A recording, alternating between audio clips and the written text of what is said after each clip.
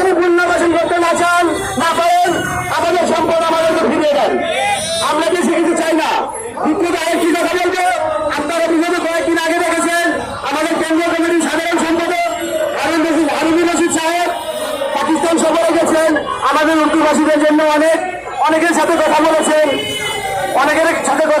আমরা আরেকটি কথা সরকারকে বলতে চাই, আমাদের পাকিস্তান ফান্ডে রামেদার ট্রাস্টে যে টাকাগুলো আছে, আপনারা পাকিস্তান সরকারের সাথে কথা বলে সেই টাকাগুলো আপনারা যদি বাংলাদেশে নিয়ে আনতে পারেন, আপনাদের বাংলাদেশ সরকারের একটা টাকা লাগবে না আমাদের পেঁয়াজকে পুনর্বাসন করার জন্য। সেই টাকা থেকে আমরা পুনর্বাসন করতে পারবো। আমরা বেশি কিছু বলতে চাই না, আমাদের সিনিয়র নেতৃবৃন্দরা আছেন, কথা বলবেন। সর্বশেষ আমি একটি কথা বলতে চাই, আপনারা সকলে অবগত আছেন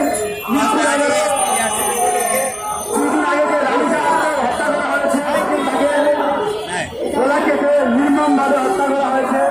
তার আমরা এসপিজিআরসির পক্ষ থেকে তার নিন্দার প্রতিবাদ জানাই এবং তার বিচার জানাই এবং তাকে আসামি গ্রেপ্তার করা হয়েছে তাকে যেন জনসাধারণকে তাকে ফাঁসি করা হয়, এই কাজে আমরা এসপিজিআরসির পক্ষ থেকে জানাই। এসপিজিআরসি জিন্দাবাদ, জসিম খান জিন্দাবাদ।